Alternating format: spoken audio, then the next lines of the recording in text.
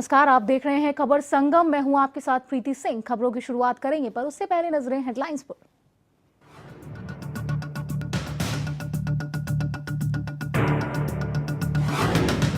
पठानकोट हमले पर अमेरिका ने पाकिस्तान के खिलाफ भारत को दिए अहम सबूत। एनआईए को 1000 पन्नों का डोजियर सौंपा।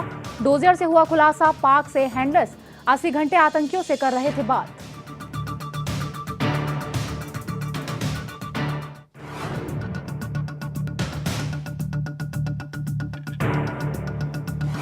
सेना ने कश्मीर के नौगाम सेक्टर में घुसपैठ की एक कोशिश को किया नाकाम। नौगाम सेक्टर में हुई मुठभेड़ में 2 आतंकी ढेर। अभियान में 2 जवान भी हुए शहीद।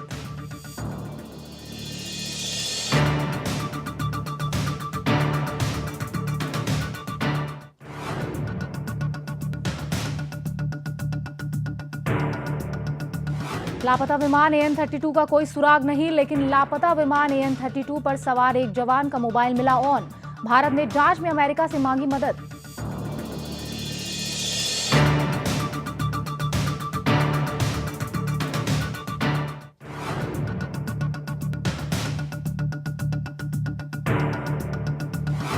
गुरुग्राम के पुलिस कमिश्नर पर गिरी 18 घंटे लगे लंबे जाम की गाज। रोहतक भेजे गए नवदीप विर्क अब संदीप खिरवार संभालेंगे कमान। सरकार ने इसे रूटीन ट्रांसफर बताया।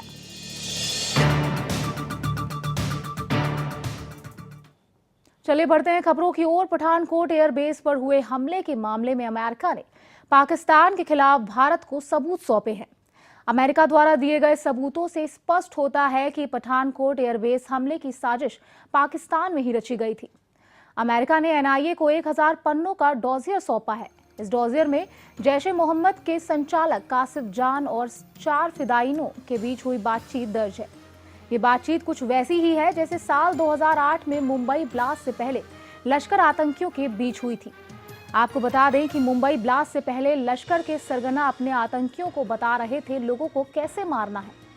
हमले के दौरान चारों आतंकी पाकिस्तान में बैठे अपने आकाओं से लगातार संपर्क में थे। जानकारी के मुताबिक अमेरिका ने एनआईए को जो कागजात सौंपे हैं उनमें पाकिस्तान स्थित जैश ए मोहम्मद के आकाओं के बीच एक तय समय में हुई बातचीत भी दर्ज है। फिलहाल एनआईए के अधिकारी इन कागजातों का विश्लेषण कर रहे हैं। अमेरिका ने भारत को ये सबूत म्यूचुअल लीगल असिस्टेड ट्रीटी के तहत सौंपा है। अमेरिका से इन कागजातों के मिलने से यूएनएससी में मौजूद अजहर को आतंकी घोषित किए जाने के लिए भारत की अर्जी भी मदद मिलेगी।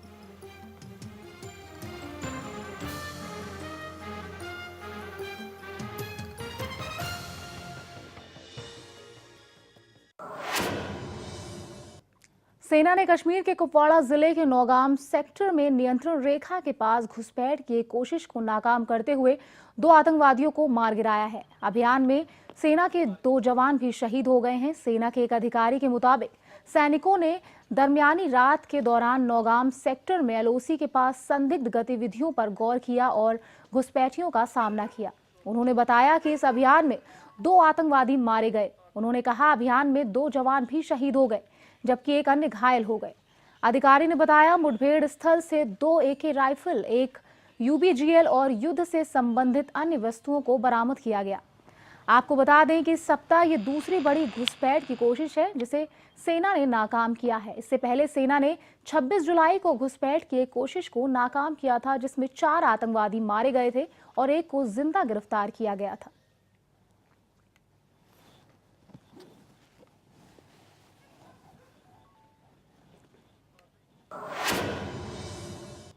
हफ्ते भर से लापता विमान AN-32 का अब तक कोई सुराग नहीं मिला है। भारत सरकार ने विमान की तलाश के लिए अमेरिका से मदद मांगी है। रक्षा मंत्री मनोहर पर्रिकर ने शुक्रवार को राज्यसभा में ये जानकारी दी। उन्होंने कहा कि भारत ने AN-32 की सैटेलाइट अमेजिंग के लिए अमेरिका से मदद मांगी है।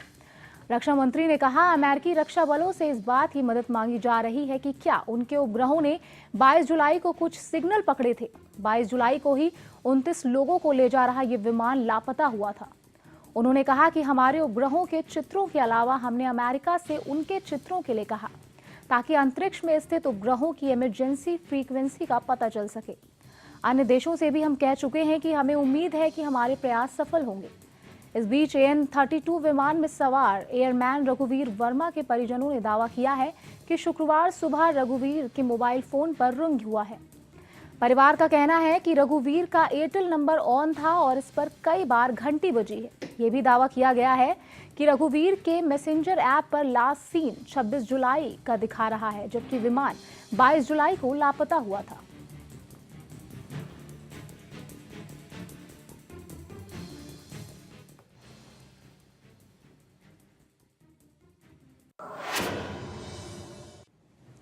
We have also asked, besides our own satellite imagery, we have asked USA for their imagery for detection of emergency frequencies through space-based assets.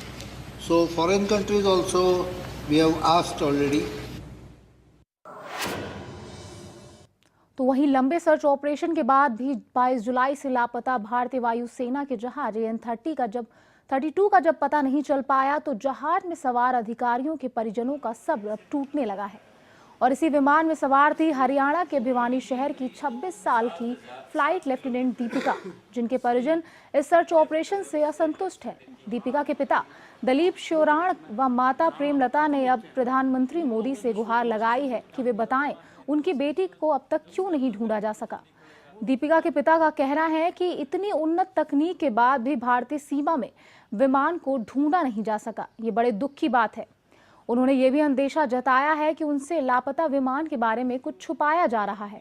उन्होंने विमान के लापता होने के रहस्य से पर्दा उठाए जाने की भी मांग की और पीएम से अपील करते हुए कहा कि अगर भारतीय तकनीक विमान ढूंढने में सफल नहीं हो पाई है तो बाहर से तकनीकी सहायता लेकर विमान को ढूंढा जाए।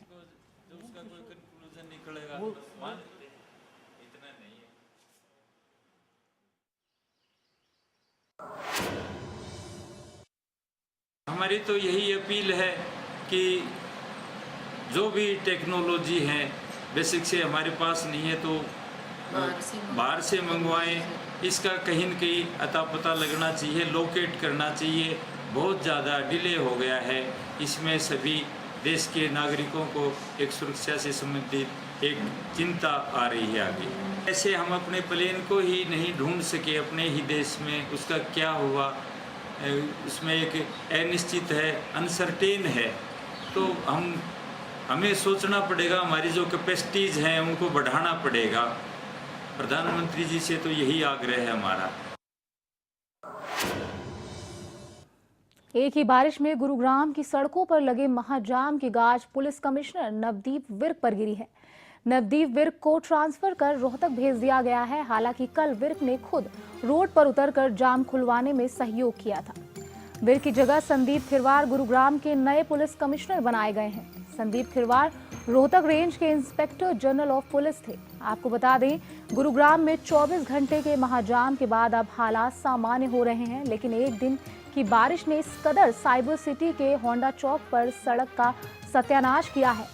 मलबा हटाने के दौरान सड़क पर बड़े बड़े गड्ढे दिखाई दे रहे हैं। दर्जनों मजदूर गड्ढों में जमा पानी निकाल रहे हैं।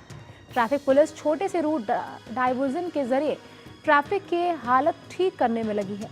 जेसीबी मशीन से सड़कों की मरम्मत का काम चल रहा है।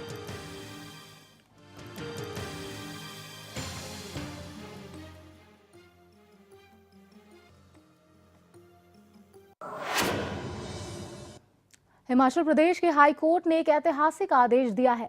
हिमाचल हाई कोर्ट ने केंद्र की मोदी सरकार से कहा कि वो 6 महीने के अंदर गौ हत्या रोकने के लिए कानून बनाए और उसे पूरे देश में लागू करवाए।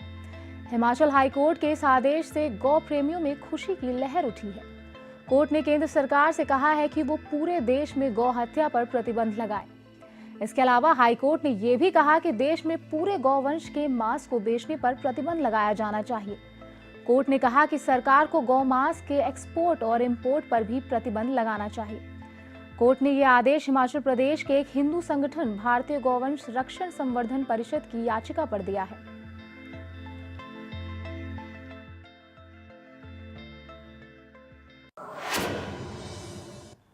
बिहार के बक्सर जिले से शुक्रवार को एसटीएफ लखनऊ ने भाजपा से निष्कासित दयाशंकर सिंह को गिरफ्तार कर लिया और मऊ जिले के पुलिस लाइन में पूछताछ के लिए लाया गया था। इस दौरान जब उनकी पत्नी स्वाति सिंह पर लगे आरोप पर उनसे पूछा गया तो दयाशंकर सिंह कुछ भी कहने से बचे और कहा कि आने वाले वक्त में बताएंगे। आपको बता दें, दयाशंकर सिंह पर बीएसपी सुप्रीमो मायावती पर अभद्र भाषा का प्रयोग करने का आरोप लगा है।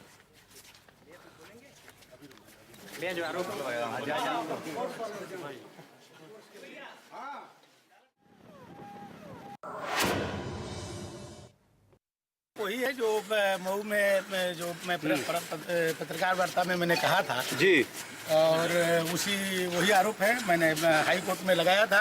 हाई कोर्ट ने पुलिस से पूछा है जी कि गिरफ्तारी की आवश्यकता क्या है। सूखे के बाद देश पर बाढ़ की आफत टूट पड़ी है।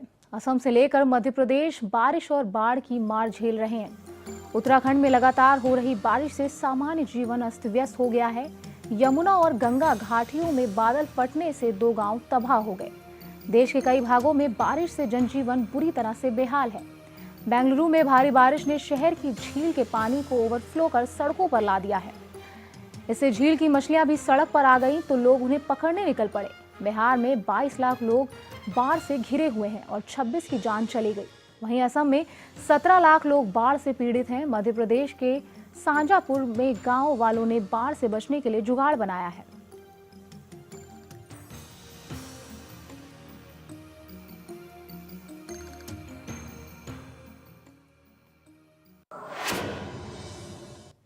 इसी खबर के साथ वक्त हो चला एक छोटे से ब्रेक का। जल्द हाजिर होते हैं।